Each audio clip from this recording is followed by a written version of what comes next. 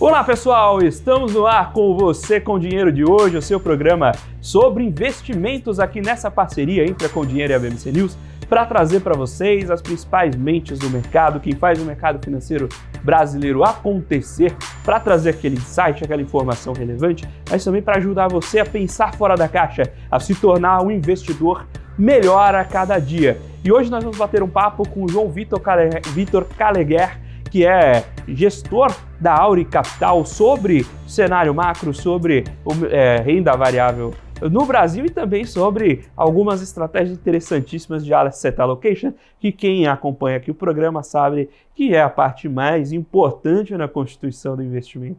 João, é um prazer recebê-lo aqui no Você com Dinheiro de hoje. Pô, Felipe, o prazer é meu, espero poder contribuir um pouquinho com a audiência e é um prazer estar aqui com você. Eu comentei sobre asset allocation e quando a gente pensa, tem um artigo famoso que foi lá do Sharpe, né, do famoso índice de Sharpe, mas que produziu muito mais do que isso ao longo da sua vida. Em 92 ele lançou um artigozinho sobre análise de estilo. E aí ele demonstra lá que na média 80% do portfólio é determinado pelo fator de risco que o compõe, não pela seleção dos ativos. Isso vai variando de acordo com a classe do fundo, né? Mas tudo isso passa por uma visão de como as grandes classes de ativos se relacionam no mundo. E a gente está em 2024 num ano bastante propício a essa discussão.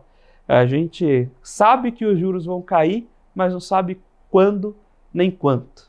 Perfeitamente. A primeira coisa que eu queria perguntar aqui, João, nesse início de programa é juros americanos, que é o pilar de tudo. A gente não pode cair juros brasileiros à nossa vontade, depende da estrutura de juros globais. Um piso móvel. E vamos falar disso também. Juros americanos estão bem precificados, vão cair mais ou menos do que o mercado espera? Perfeito, Felipe. Esse é um ótimo ponto, acho que é uma discussão interessante. A gente entende que é muito difícil acertar o timing, né? O timing nem tem pretensão de acertar timing de para onde vai o juro, do momento da queda do juro americano, mas na nossa visão, o juro americano é muito mais provável que pare entre 3 e 4 do que entre 5 e 6. Né? Tem toda uma discussão de qual que é o juro neutro lá fora, está sendo rediscutido frequentemente, né? Tanto na academia como no mercado. Na nossa visão, existem fatores estruturais que mostram que o juro americano deve acomodar com um neutro talvez um pouco mais alto do que o passado recente, mas não tão alto como está hoje. Na nossa visão, a inflação que aconteceu na época da pandemia foi causada por alguns choques específicos. Né? Um deles foi um choque de oferta, né? As cadeias de supply chain no mundo pararam, né? Teve um choque de oferta e ao mesmo tempo as pessoas foram estimuladas a consumir pelo auxílio do governo. Então, quer dizer, a demanda continuou, ao mesmo tempo teve um choque de oferta. E até a troca de demanda pressiona outras cadeias. Perfeitamente. E teve uma troca de demanda, exatamente, para bens de consumo e poucos serviços. Então, bens de consumo que foram muito afetados pela cadeia de supply chain foram estimulados ainda mais porque a demanda aumentou. Né? E, além disso, o governo, continuou estimulando mesmo depois que a economia voltou em V. Né? A economia já tinha voltado, eles continuaram estimulando, então acabou estimulando muito mais a demanda e também causou um pouco de pressão nos salários, né? Porque muita gente começou a parar de trabalhar, né? Demandar salários maiores, então causou uma inflação também de wages. Né? Então, na verdade, a gente vê que esse componente que a gente discutiu aqui de inflação parece estar se acomodando. As cadeias de supply chain voltaram, parece ter algum nível de desinflação de commodities acontecendo nesse momento, que era um risco, né? Também que é um super ciclo, agora parece que o minério está caindo um pouco. Então a gente vê que essa parte do componente inflacionário parece estar se comportando melhor. Agora tem o fator monetário, né, que o Fed expandiu o balanço numa proporção absurda. Né? Se a gente pegar o tamanho da expansão do balanço do Fed, tudo que ele fez de QE de 2007 a 2014, ele fez praticamente em 2 anos, agora. Né? Então é uma expansão monetária muito grande, que naturalmente gera inflação.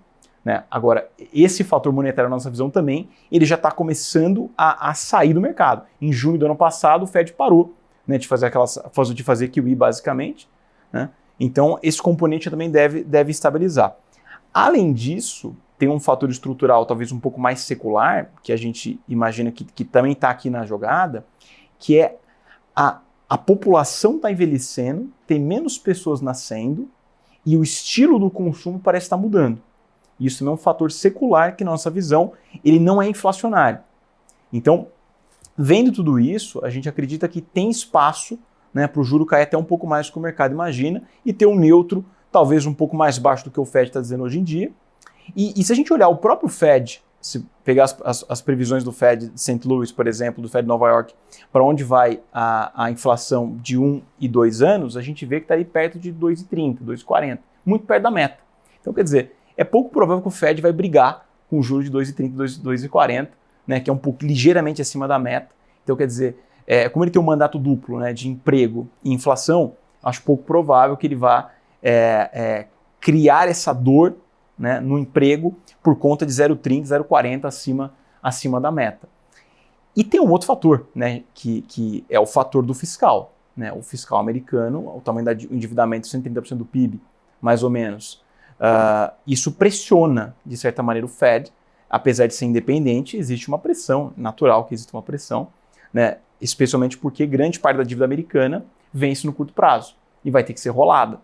Então, se a gente estiver pensando aqui com uma dívida de pouco mais de 50% da dívida americana vai vencer em 2 anos e tinha um custo de 2,9%, se ela for rolada a um custo de 5%, isso pressiona o governo a fazer superávit mais ainda para poder pagar. Então, a gente entende que isso é um fator que vai pressionar o governo, vai pressionar o Fed. Então, na nossa visão, o piso móvel do juro do Brasil vai ser favorável, provavelmente no ano que vem, especialmente. Né? Esse ano, essa discussão é se vai ser no segundo semestre, se vai ser no último trimestre. Acho que essa discussão, acho que o timing, a menos que a gente esteja operando curva de juros, acho que o timing é menos relevante do que se vai ou não. Né? Então, a nossa visão vai acontecer. O timing eu não tenho muita certeza e nem pretendo operar o timing desse movimento. Quando a gente pensa em spot, né? O ajustezinho do forward aqui vai fazer pouquíssima diferença. Perfeitamente. Então, você ficar, a não ser que, de novo, você tente operar curto para tentar operar justamente esse movimento. Você tem, o mercado precifica a média das opiniões. Exato. Então você está, não importa qual lado você se posicione, você está contra metade do mercado.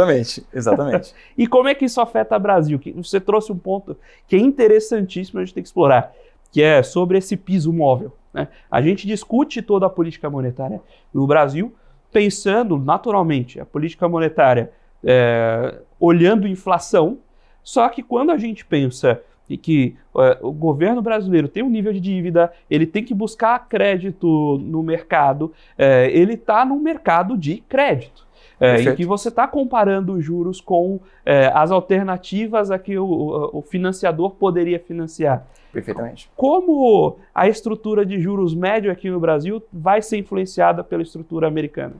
Perfeito. Acho que essa é uma grande discussão. Né? A gente testou muito o diferencial de juro americano com juro americano na pandemia, né? Quando o nosso juro veio a 2, e ficou claro que a gente passou do ponto, o efeito veio no câmbio, né? O câmbio explodiu.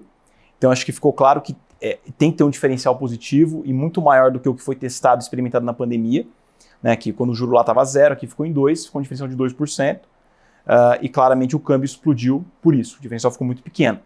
E ainda há argumentos para dizer que quando o cara ganhava 0 para 2, apesar do diferencial ser 2%, quando você faz o diferencial relativo a 0, parecia ser mais atraente do que se tiver 5 e 7 aqui.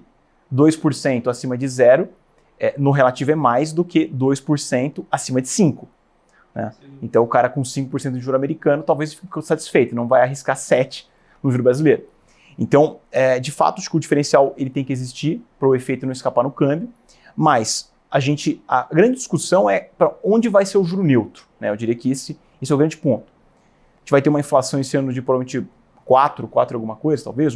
Tem parte do mercado acha 3,5%, parte acha 4,5%. Vamos pensar 4%. Se o juro neutro, se a gente calcular pelos modelos de Taylor, tem vários modelos para a gente discutir aqui, né? Mas tem a grande discussão se o PIB potencial está errado ou não está, né? Se isso vai ter que jogar o neutro um pouquinho para baixo. Mas vamos pensar que o neutro do Brasil hoje está em 4,5%, talvez, né? 4,5% neutro, em cima da inflação. Então eu colocaria o juro em 8,5%. Ok. Mas se a gente pensar o juro em 8,5% e o juro americano ficando, o Fed Funds efetivo ficando em 5,30%, né? É um diferencial pequeno. Provavelmente teria um efeito no câmbio. Então é muito provável que a gente só vai conseguir chegar no juro neutro, praticar o juro neutro sem ter um efeito no câmbio, se o juro americano de fato começar a cair, né?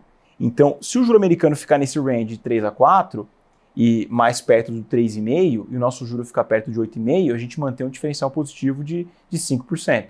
E 5% diferencial parece estar acomodado, até porque hoje a gente está com um diferencial perto disso, né? O juro americano está em efetivo 5,30, o Selic desde ontem está 10,75, então a gente está com um diferencial um pouco mais de 5%. E parece não estar surtindo efeito no câmbio, não está escapando o câmbio, né? Então é muito provável que quando o piso móvel, né, americano descer para esse intervalo de 3 a 4, vai ter muito mais conforto para o Banco Central aqui de jogar o juro mais perto do neutro e talvez até testar patamares um pouco mais baixos para ver se surte um efeito no câmbio ou não. Agora, e tem a grande discussão do troca do Banco Central, né? A gente vê discussões, até teve uma discussão recente, né, do Galípolo numa entrevista que ele comentou que o PIB potencial do Brasil ele está subavaliado. Então, na visão dele, provavelmente o PIB potencial é um pouco maior. Então, o que ele quer dizer com isso, né? Indiretamente, que o juro podia estar mais baixo. Eu acho que esse que é o recado que ele está dando para o mercado. Então, o Roberto Campos provavelmente deve parar talvez um pouquinho acima do neutro, né? A gente tem mais algumas reuniões do cupom ainda, deve parar um pouquinho acima do neutro.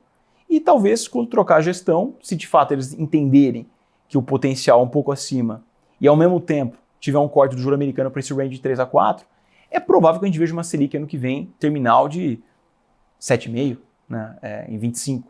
Acho super factível pensar um cenário desse. Claro, eu não quero cravar a Selic aqui porque a gente não vai, mas acho que a direção e o range é provável que vá para esse patamar. E aí seria muito favorável para ativos de risco, né?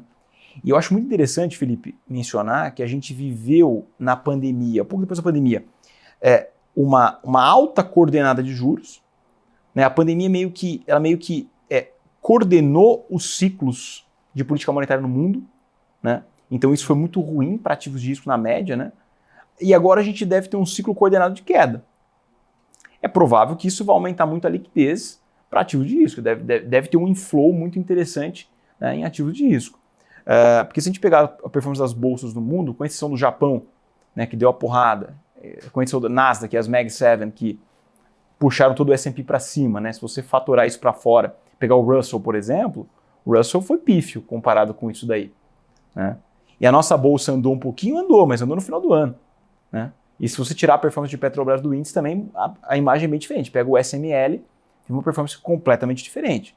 Então, assim, a gente vê que ainda tem muito prêmio de risco na Bolsa Brasileira, por exemplo. Se a gente fatorar o prêmio de risco aí calculado em cima do earnings yield menos a NTNB 35, por exemplo, você vê que tem um prêmio de risco razoável, né? A gente está um pouco acima de um desvio padrão acima da média. Então, quer dizer, partimos de um patamar razoável de valuation também, né?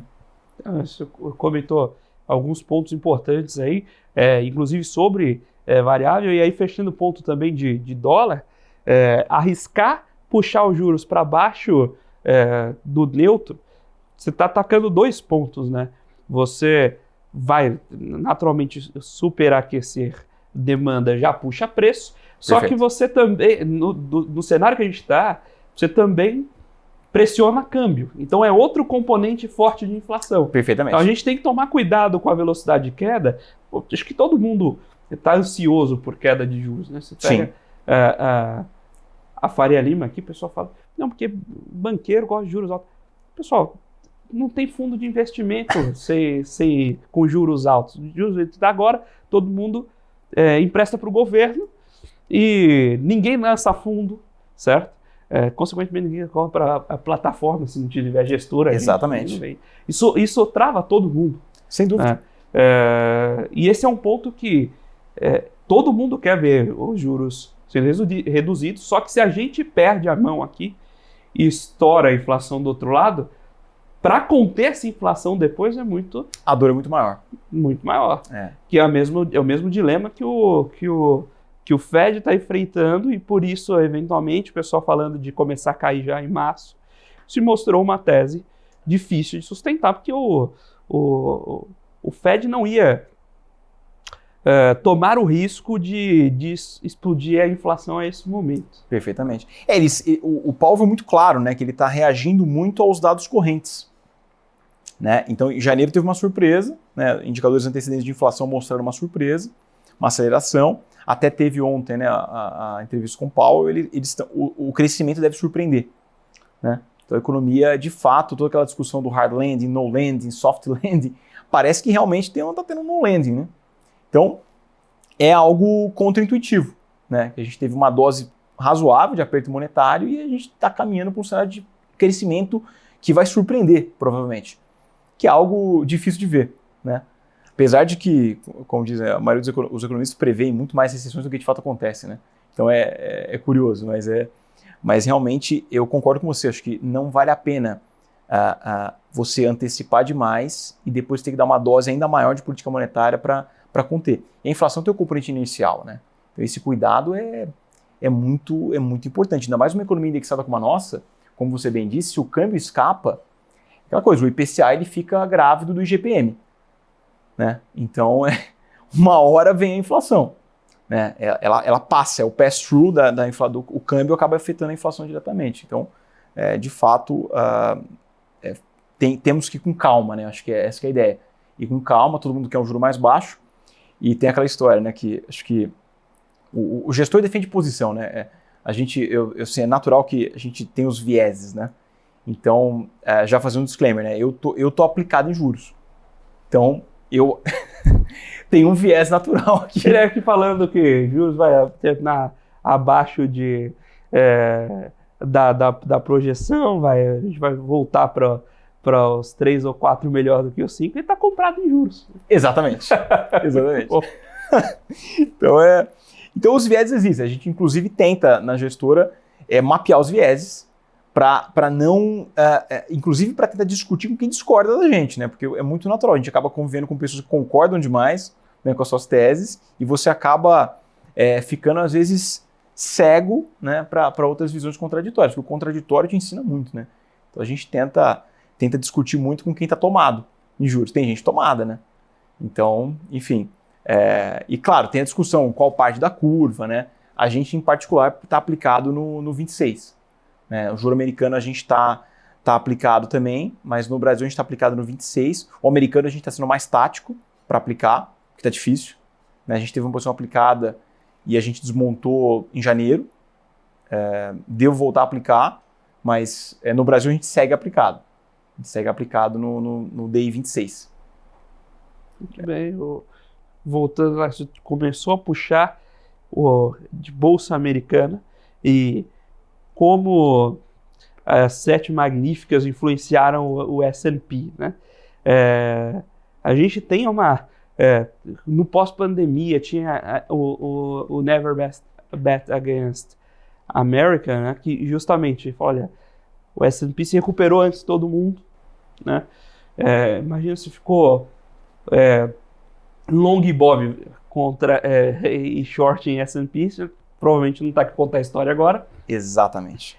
Mas isso veio muito puxado por poucas companhias. Se a gente fala que índice Brasil é super concentrado... Sim, perfeito.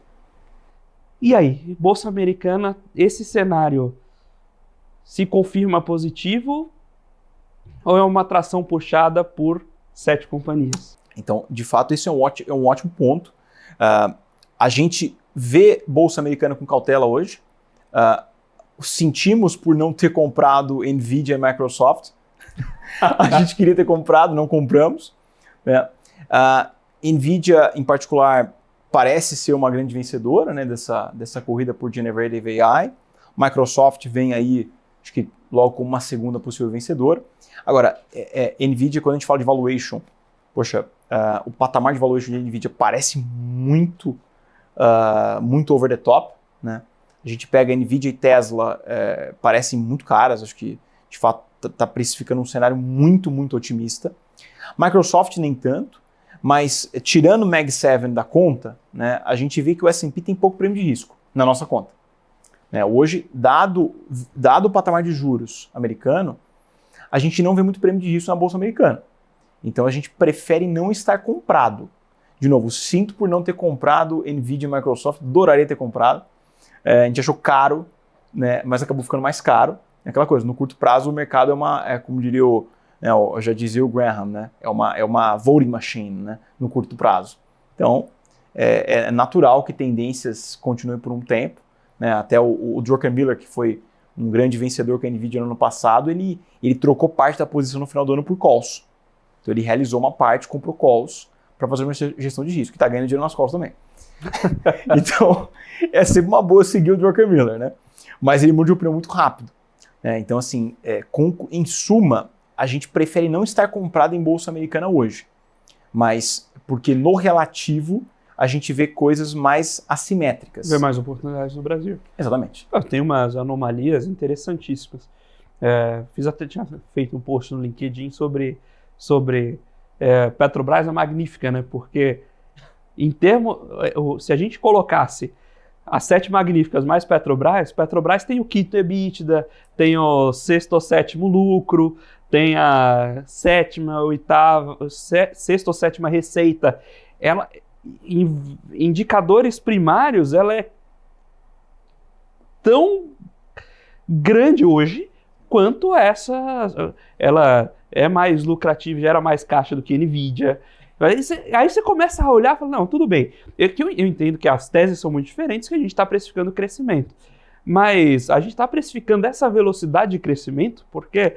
E aí você começa a puxar alguns pontos, né? A NVIDIA soltou a mercado uma nova tecnologia de chips, que processa 10 vezes mais e custa o dobro. Esse processo 10 vezes mais custa o dobro, só precisa de 1/5 dos processadores. Perfeito. Então, tem coisa aqui que você precisa calibrar.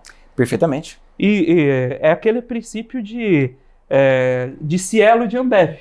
Sim. Se tem um grande campeão que tem uma margem líquida muito maior que todos os outros, o que você faz? Automaticamente, você chama o concorrente para dentro de casa. Perfeito. A Inteco está lá dormindo, ela está lá dormindo fazendo processador de desktop, ela não vai passar a vida inteira dela dormindo. Em algum momento ela vai chamar os engenheiros dela e falar, cara, faça outro tipo de chip. Lógico, vão ter restrições, mas tem restrição, porque a tecnologia que é usada é restrita em termos de insumos. Tá, mas alguém vai desenvolver outra tecnologia. Não existe o oceano azul perfeito.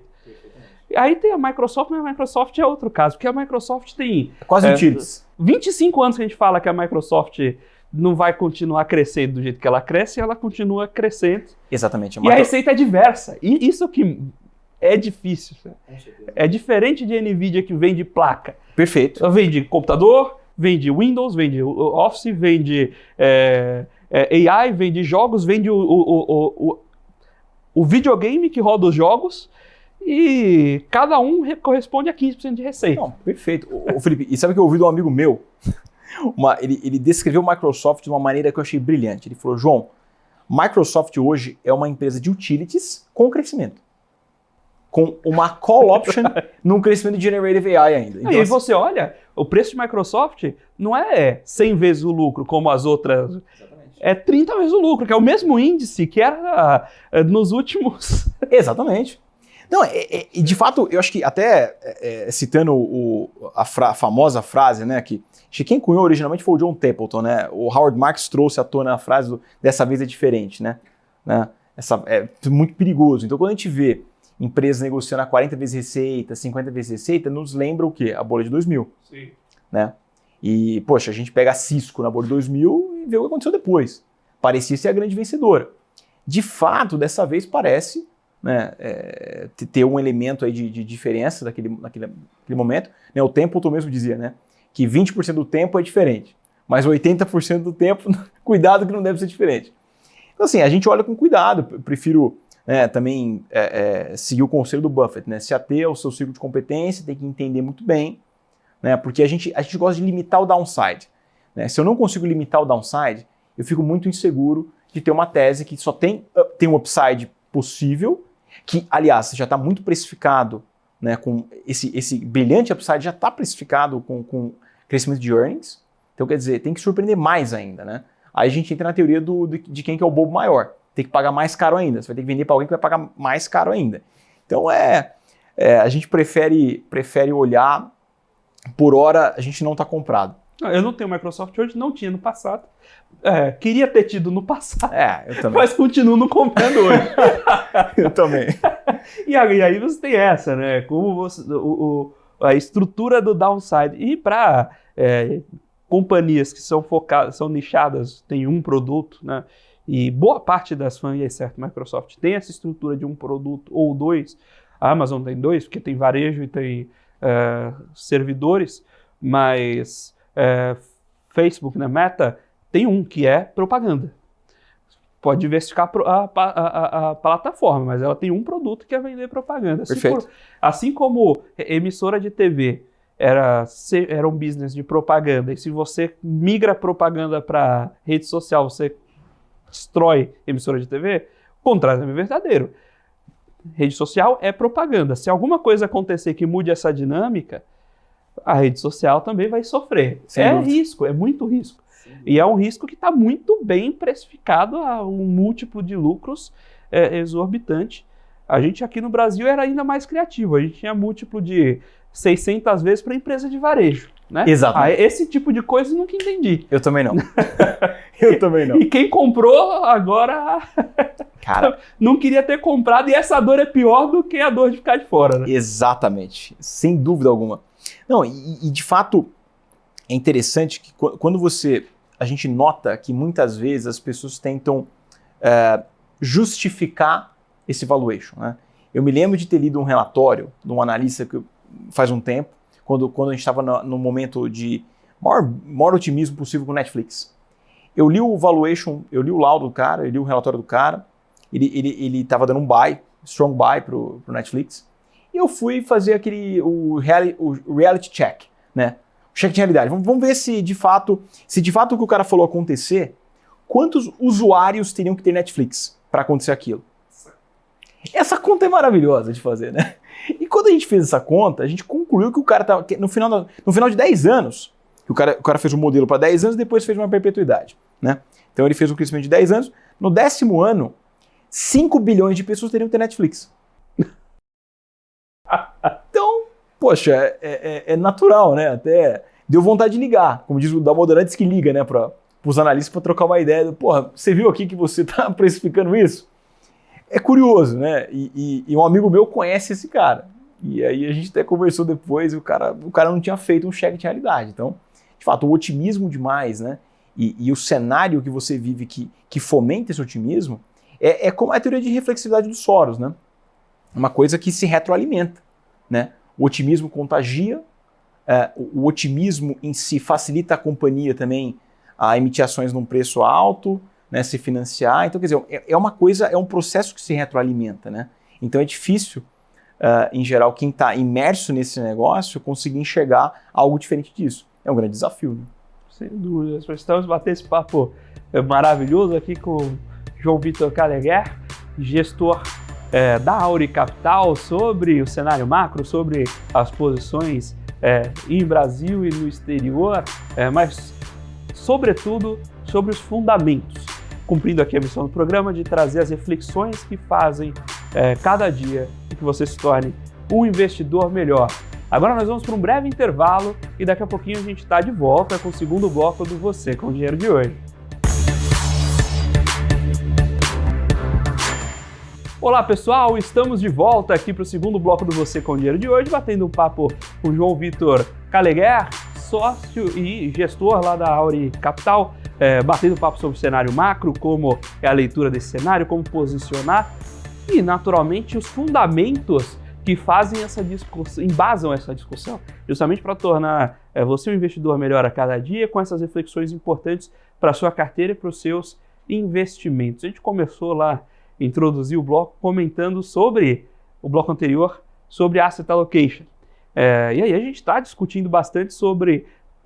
Eu trouxe ali para discussão a questão do prêmio de risco, né? Porque no fim do dia, de novo, você tem as empresas, você tem as teses, mas tem quando a gente pega uma planilha de valuation para mexer, a gente vê que o grosso da criação e destruição de valor da empresa se mexe em um parâmetro. Você vai lá no site da Modaran, se você fala que Petrobras é extração refino, já faz uma diferença tremenda, né? Sem dúvida. E aí você olhar prêmio de risco na composição da carteira, mexe estruturalmente nas suas alocações. Sem dúvida alguma. Agora, você tem que ter uma estratégia para compor essas alocações. Né? Perfeito. De novo, brincando com análise de estilo, um exercício que é super curioso, às vezes a gente... você usa com dinheiro lá, né? Então, você sabe. Usa com dinheiro. Quando a gente vai montar o VAR da carteira, às vezes a gente faz o contrário. Ao invés de querer explodir o VAR até todos os ativos, você faz o VAR pelos fatores de risco. Porque você levar para o ativo pode ter um monte de componente idiosincrático. Então, às vezes, você trabalhar com a estrutura entre os fatores de risco vai te dar uma previsibilidade de VAR melhor. Perfeito. Do que se você tentasse pegar, jogar todos os graus de liberdade para dentro fazendo ativo-ativo. E você estava comentando aqui nos bastidores, antes de a gente entrar, sobre uma estratégia interessante e diferente da composição do Asset Allocation. O dimensionamento Conta de posição. Aí pra gente no ar para o pessoal acompanhar também. Perfeito, perfeito. Bom, Felipe, a ideia de usar esse modelo, que eu comentei que a gente adaptou um pouco o critério de Kelly, que é um critério de dimensionamento de posição que surgiu inicialmente para você dimensionar o tamanho de apostas para jogos como poker, esse tipo de coisa. E o Kelly fez junto com o Thorpe, um matemático famosíssimo, que escreveu o Beat the Dealer, escreveu o Homem para Qualquer Mercado, né, que ele inicialmente ia para Las Vegas e foi banido de Vegas, né, porque ele quebrava a banca de fato. Depois ele abriu um hedge fund, que basicamente fazia arbitragem, e arrebentou. E curiosamente ele foi um dos caras que investiu com o Buffett no começo também. Então eu acho fantástico isso. O cara não só foi brilhante de fazer um hedge fund com arbitragem e ganhar muito dinheiro, ele arbitrava opções. Naquela época arbitrava warrants. Ele fazia uma conta muito simples lá no começo. Ele pegava o warrant, estava dentro do dinheiro, e ele conseguia comprar abaixo do preço de exercício de maneira quase sistemática. Então foi um hedge fund fantástico. Ele fechou quando acabou as chances de arbitrar e depois ele iniciou novamente com outras estratégias. Mas ele conheceu o Buffett, curiosamente, né, num jantar. Ele disse que, conversando com ele e jogando bridge, ele percebeu que valeria a pena investir um pouquinho com esse cara de Omaha.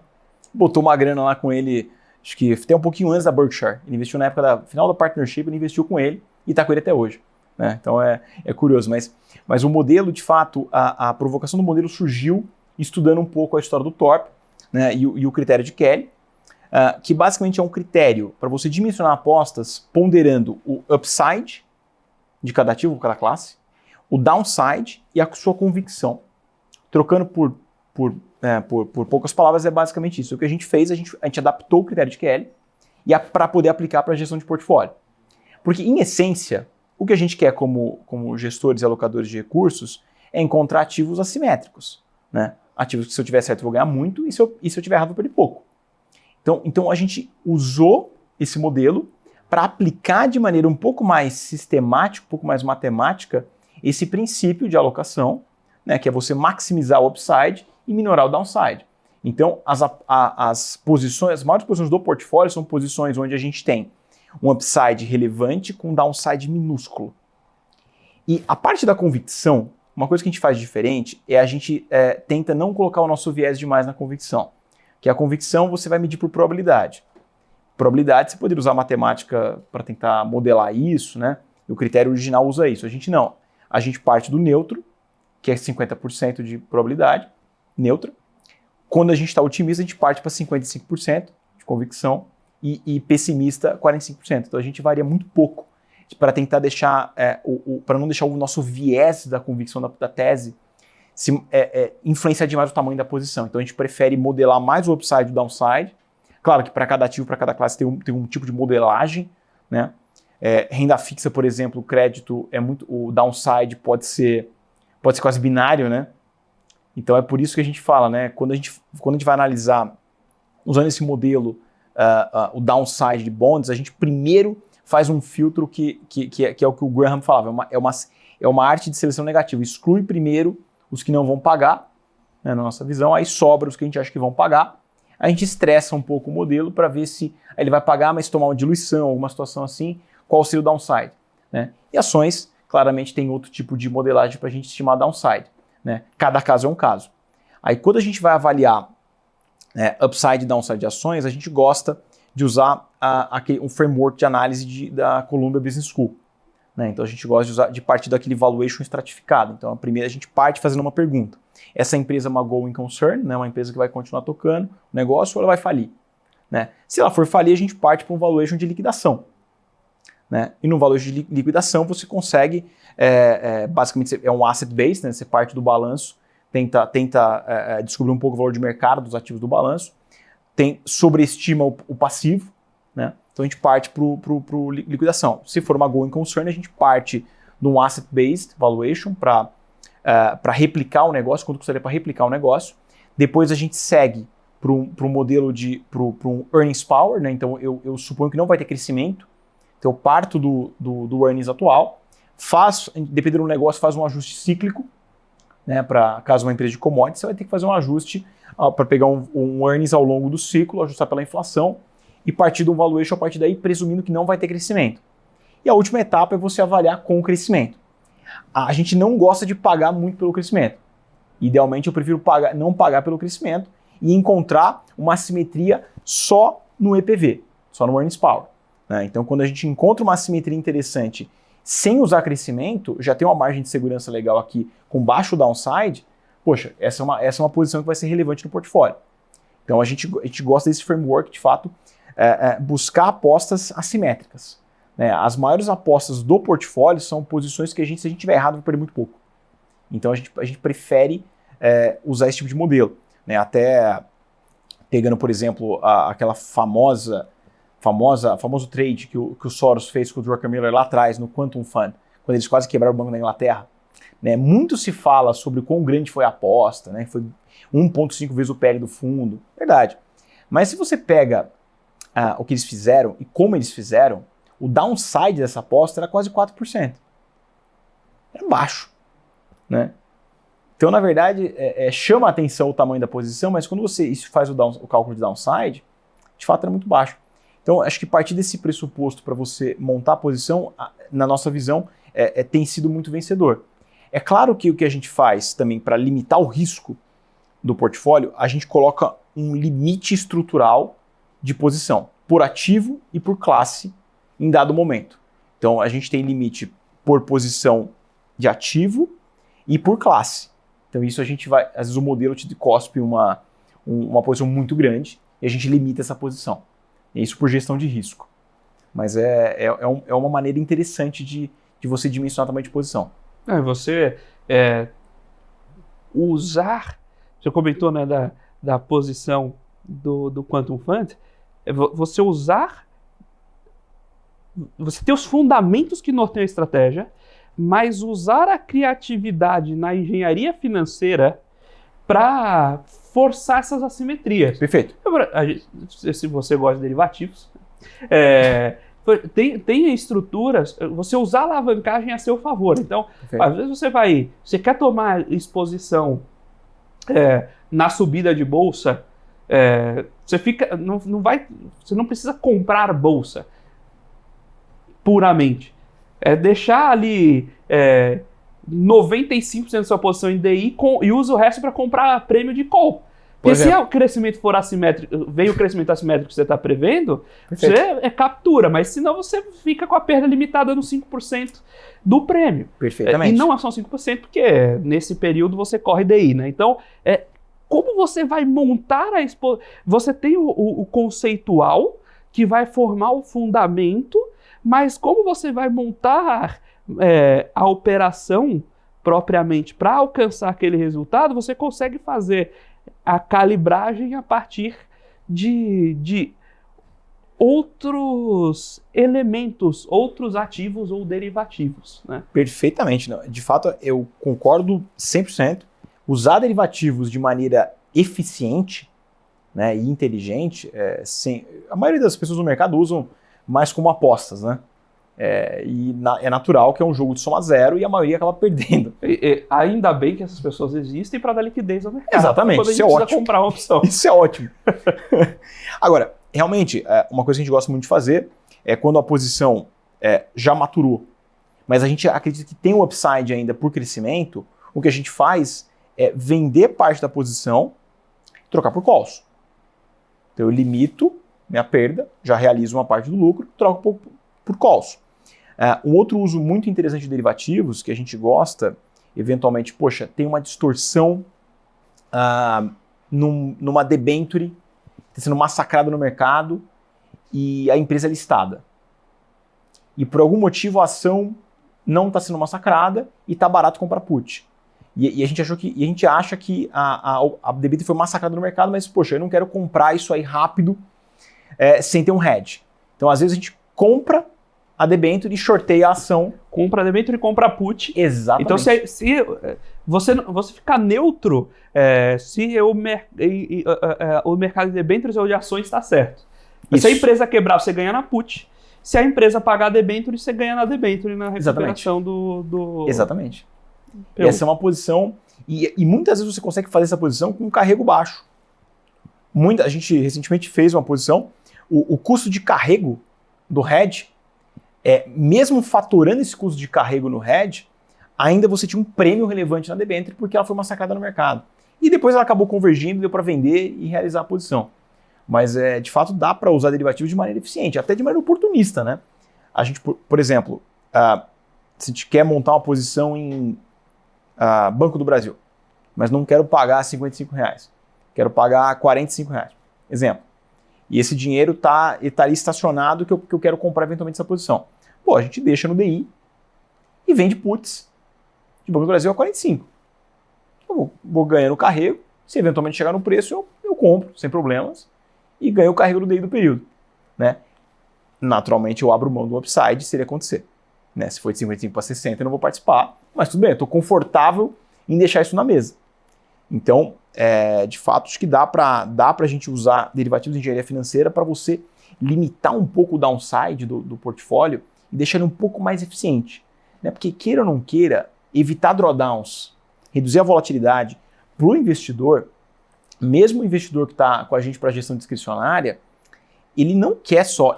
O investidor, ele quer... Eu escutei, acho que o Cerise falou recentemente, falou, cara, o agressivo, na média, ele quer o upside de um ano excepcional, mas ele não quer o downside. Né? Ele quer ser agressivo quando der tudo certo, mas ele quer ser conservador no ano de bear market. Né? O investidor pessoa física compra beta. O duro é que ele se esquece que o beta é na ida e na volta. Exatamente. E grande parte do trabalho está no alfa, né? A maior parte do trabalho está no alfa. Até uma discussão interessante. Eu acho que o aumento dos índices tem trazido um movimento diferente para o mercado, na minha visão. Pelo menos lá fora a gente vê muita gente indexando, porque de fato é difícil bater o S&P. Né? Não tem sido fácil bater o S&P. A grande pergunta que eu me faço é até que ponto esse aumento do investimento passivo, se passa de um certo ponto, se isso vai facilitar para o investidor ativo encontrar barganhas de novo no mercado, ou não. Ou se vai ser um movimento tão forte, passivo, que vai ser uma questão de fluxo. Se vai ser só o fluxo vai definir e vai ter pouco investidor ativo conseguindo fazer o price discovery. Né? Porque hoje tem muita gente ativa tentando fazer price discovery. Agora, deve ter um ponto, não sei qual é o ponto, tem muita gente discutindo isso, né? Qual que é o ponto que o passivo começa a reduzir o processo de price discovery e deixar o mercado mais ineficiente, né? Como foi no passado. Essa é uma discussão, não sei a resposta. Dura que, dependendo do tamanho da força, vira uma profecia autorrealizável. Sim. Porque o fundo passivo tem a regra de investimento pré-definida. Isso. Então a empresa que quer... Vamos quebrar agora a governança, né? Qual que é a função do conselho e da diretoria executiva? O conselho e a diretoria executiva querem maximizar o valor para o acionista. O que é maximizar o valor acionista de uma corporation? É fazer subir o valor na bolsa. Então, se a regra para subir o valor na bolsa é ter lucro positivo, como aconteceu com a Tesla lá atrás, para poder entrar no S&P, qual vai ser o estímulo, por exemplo? Dá para pensar em manipulação, mas aí não vamos pensar em fraude. Deixa eu cortar o meu P&D para virar a chave, porque é isso que vai fazer. Não importa, se eu fizer chover Sim. Recompra de ações em demasia, sem distribuição. Exato. E aí você começa a ter top-down, a empresa caminhando para atender alguns interesses de curto prazo destrói valor no médio prazo. Perfeitamente. Porque o grande acionista não é uma pessoa pensando no futuro da empresa, é uma regra. É uma regra. Imagina o impacto isso tem no mercado, não só no price discovery, mas na determinação da companhia. Perfeito. Perfeito. Exatamente. Aí acaba sendo, de novo, é a reflexividade acontecendo no mercado. De fato, isso é muito interessante. Isso é muito interessante. Eu prefiro olhar o copo meio cheio. Talvez se isso acontecer, vai ser mais fácil de encontrar algumas barganhas no mercado. Torço para que isso aconteça. Vou deixar o nosso trabalho de gerar alfa talvez um pouco mais fácil. Mas também pode trazer uma questão de fluxo, como a gente está discutindo. Né? O fluxo pode dominar. Uma coisa que a gente começa a ter de sinalização nessa linha, então ali uma matéria, posso citar a fonte aqui do Financial Times, que é justamente sobre a redução de empresas públicas, né, empresas listadas no mundo. Isso está sendo ocupado por private equity, porque tecnicamente o private equity não tem volatilidade. Não tem volatilidade para o investidor e é gestão, tecnicamente é uma gestão mentalmente ativa. Sim. Por volta do fundo. Sim. Então você começa a tampar essa lacuna, já tem um cheirinho de para onde vai isso. Perfeito, isso é uma bela discussão. A gente, em particular, acha que toda essa ideia de falar para o investidor que não, vamos reduzir tua volatilidade, aumentar teu Sharpe, botando private equity, na verdade, isso tem que ser feito com muito cuidado. Né? Porque o private equity você vai saber o retorno de fato só quando ele desinvestir. Né? A marcação anual feita por valuation, ela subestima a volatilidade. Exato. Né? Muito. Na verdade, é muito provável que a vol real num ativo desse no mercado privado seria talvez até maior, né? Porque você não é um ativo, não é público, a governança muitas vezes é um pouco pior. Então, na verdade, a volatilidade que tá escondida, teoricamente, é até um pouco maior. E tem o viés da sobrevivência. Né? Private equity, o track record do private equity, em geral, ele tem um viés de sobrevivência muito grande. Tem muitos que dão errado, muitos quebram, e acabam que o cálculo da média é feito de uma maneira que acaba enviesando para cima o retorno. Se você coloca na conta todos que deram errado, o retorno cai. Então, eu acho que no passado, né, a turma da Blackstone, a KKR, fez um trabalho fantástico na década de 80, 90, né? A turma fazia os leverage buyouts, né? Fazia um trabalho, mas também assim, muito alavancado, comprava empresas, né, com pouquíssimo equity, pagavam muito barato e de fato conseguiam implementar algum tipo de melhora e vendiam com retorno estratosférico. Agora, quando a gente olha os múltiplos que a turma está pagando hoje em dia em private equity, não é a mesma coisa que fazia no passado. Não é. O que estão fazendo em private equity hoje é o venture capital do passado maior. Isso. Porque o cara está esperando vender por 1000 vezes o... Isso não é assim. Não existe... Para você presumir um crescimento de 1000 vezes, é igual modelagem de renda fixa. Né? A probabilidade de default está implícito no prêmio de risco que ele está pagando. Se você está querendo comprar 1000 vezes, você quer vender 1000 vezes, é porque 80% dos casos vão quebrar no meio do caminho. Exatamente. Por que o private equity não dava certo? Tinha alavancagem? Tinha capital barato, mas você tinha mais acesso a capital do que o empreendedor, tudo isso é verdade. Mas também porque você estava comprando uma coisa que em finanças deveria ser primário, mas não é. Você estava comprando fluxo de caixa. Sim. Você comprava uma empresa que já existia, ela já funcionava, já pagando barato, né? E pagando barato. Porque ela não sabia o que você sabia, que ela não sabia tomar dívida, ela não sabia profissionalizar a gestão. Aí você traz o seu expertise, é o que você comentou também, sobre atuar onde você sabe. Perfeito. O fundo sabe profissionalizar a gestão, tem contato no mercado para trazer executivo de ponta, tem acesso ao mercado de capitais, fazer emissão, legal. Então o fundo serve para isso. O fundo não serve para achar qual vai ser a próxima AI. O fundo não serve para exponencializar o crescimento da companhia. O fundo não serve para... Não serve. Se fosse isso, ele não era gestor de fundo, era empreendedor. Lógico, naturalmente. Mas muitos se vendem dessa maneira, né?